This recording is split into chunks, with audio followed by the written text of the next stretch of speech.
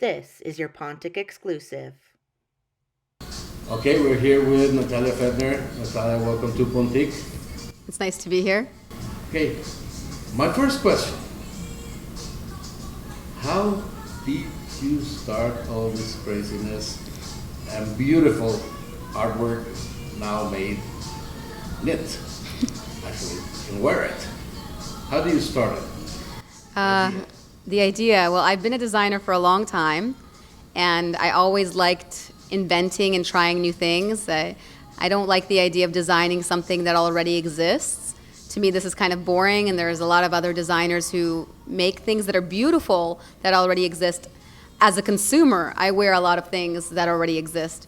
But as an artist and a designer, I want to make things that don't exist, that are new, that are exciting. And so I like to play with textiles and develop textiles. I studied in Paris, haute couture. And when I studied haute couture, I learned about different techniques in weaving, knitting, crochet, dyeing, batik, beading, all of it. And when I started my own line, I knew that it was going to be very textile forward.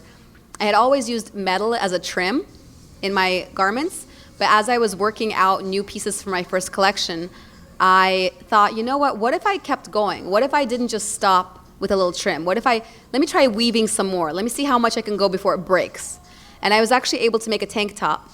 And from that tank top, the next time I was like, okay, well, maybe I can make a mini dress. So it's like it kept getting longer. But it is interesting because there's a lot of math involved because metal is very heavy. So when you weave with metal, the longer the garment gets, the more it changes the garment. So you have to, it's almost like algebra or calculus. You have to calculate the weight that it's going to eventually be. It's going to affect the stitches you do. So it's a lot of math. Yeah, you actually do not want an arm. Right. In the middle. Well, you want it to fit right. So the longer the dress gets, the more it's going to pull on the armhole, the more it's going to pull on your shoulders. So you have to consider how, like normal dresses, normal fabric, if it's longer, it's not really going to affect the way it feels. Maybe the way you step on it if it's too long. But when a metal garment becomes too long, it's a lot more weight on your body.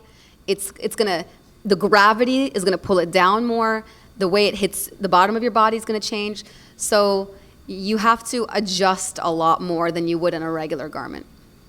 Okay, and what type of metals you have used? Is it alloys or? Well, I use copper a lot, and copper and brass. That's the basis. Like the dress I'm wearing today is made out of copper, which is a really great material because it's non-ferrous. It doesn't respond to magnets. It's also, some people believe that copper has healing properties. It doesn't heat up too much. I don't work with steel. Copper is something you can wear outside on a sunny day, and it won't hurt your skin. It won't get too hot. I also work with gold and silver, but because gold and silver are so expensive, I use it in limited quantities and usually in components, whether it's little parts of the chain or jump rings.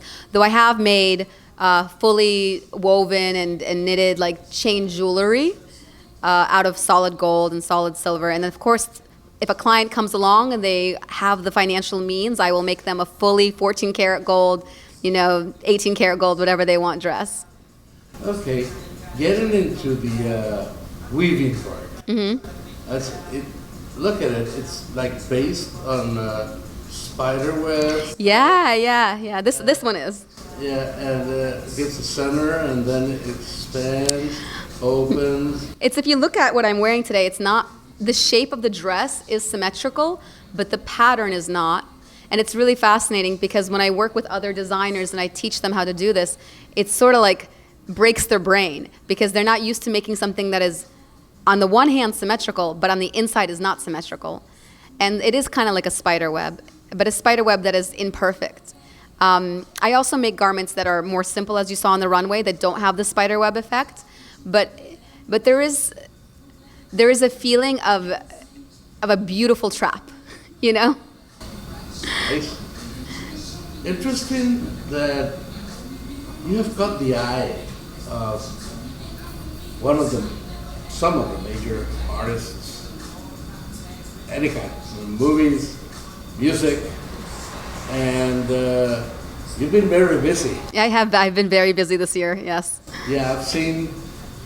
Funny because the main reason I wanted to interview you was that I've seen you in my other areas, the music area, the fashion glamour type artist movie scene. So your art is just flowing into the other art forms that are not fashion, but that require fashion to show what they want to show. So, do you expect this to happen, or just like evolve? I've always loved celebrity fashion because there are very few people in this world who can take such big risks and wear such outrageous or avant-garde clothing, but celebrities, red carpet, performers, they can. It's part of their art to have this costume, this look, this newest fashion. So of course I've always been attracted to working with celebrities because they give me so much more opportunity than the average person. That being said, I have also regular clients who are regular people, but I can tell you, it's a very specific type of person who wants to wear metal clothing that is see-through. My client is very specific, and I love that. I love it so much because they let me create my art. And as far as the musicians and the celebrities are concerned, you have to realize, especially these very famous people, like, the Beyoncés, the J-Los, they have seen everything. They have seen it all. They have worn it all.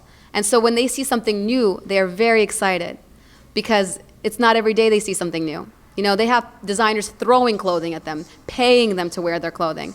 But because I invented this textile that I finally received the patent for, they see it and they see it stretches so much, and they put it on, and it's metal, which is sexy, and it's sparkly, which is sexy, and it shows off the body that they work so hard. They go to the gym, they have the trainer, the nutritionist. It shows it off.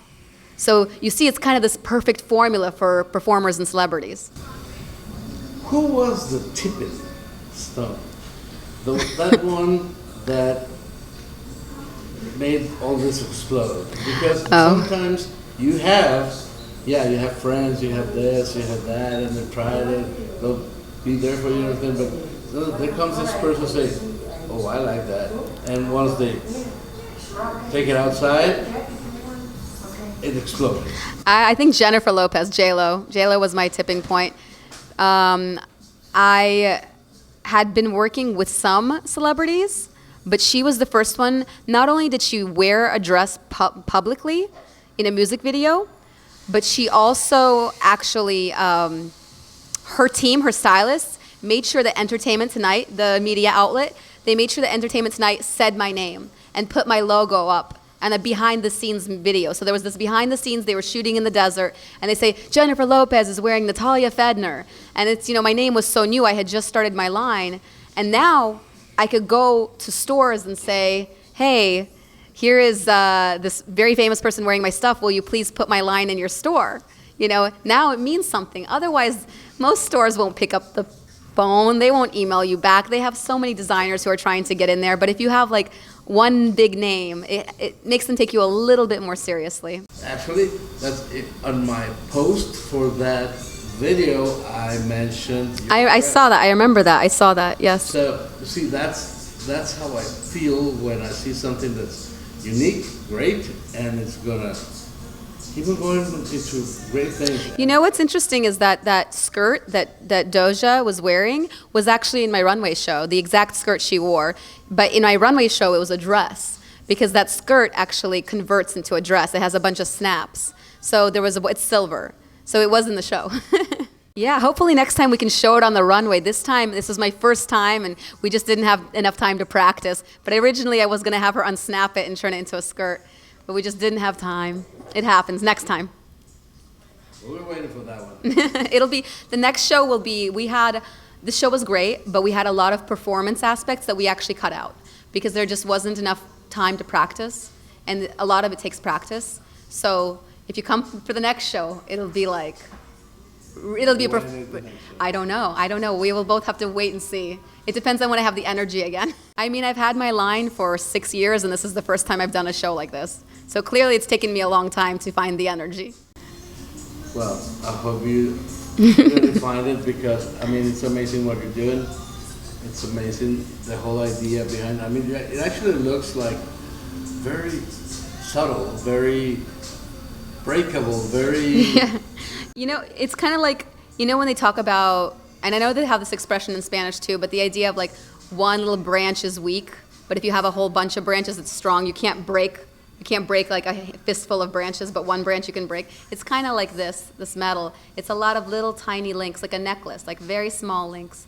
But if you weave them together, they get so much strength. And in the way that I've invented my textile, it not only has strength, but it has fluidity and stretch.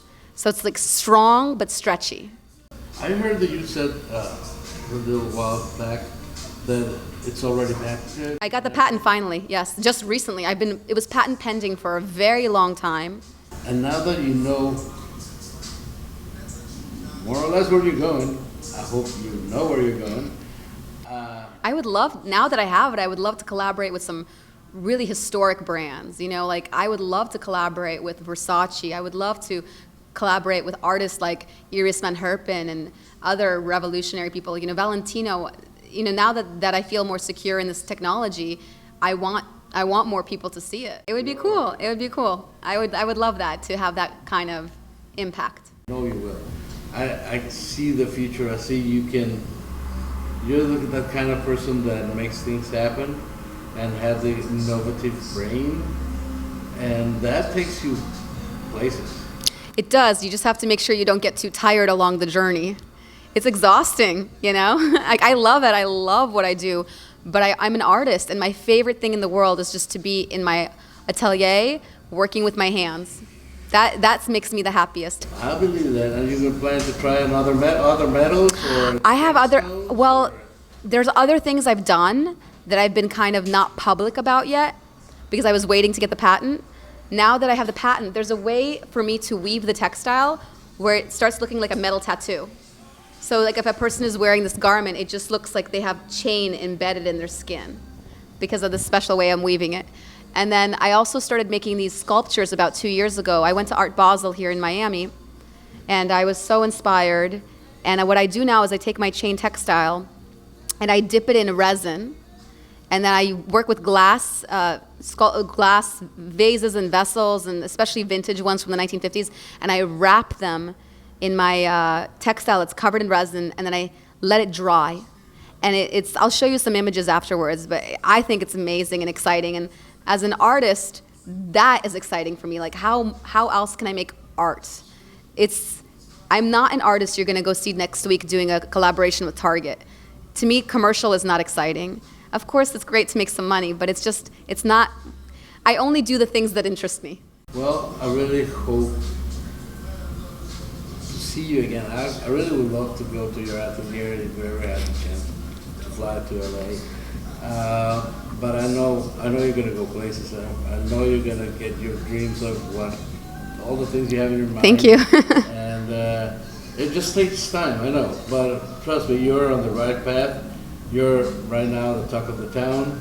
I am. I didn't know I was the talk of the town. Yes, you are. Well, someone needs to tell me. I'm telling you, you're the talk of the town. Aw, I love that. I hope so. I hope to do so much more. And I don't know, it's silly to think that it's done. There's so much more that hasn't been done. This has been your Pontik exclusive.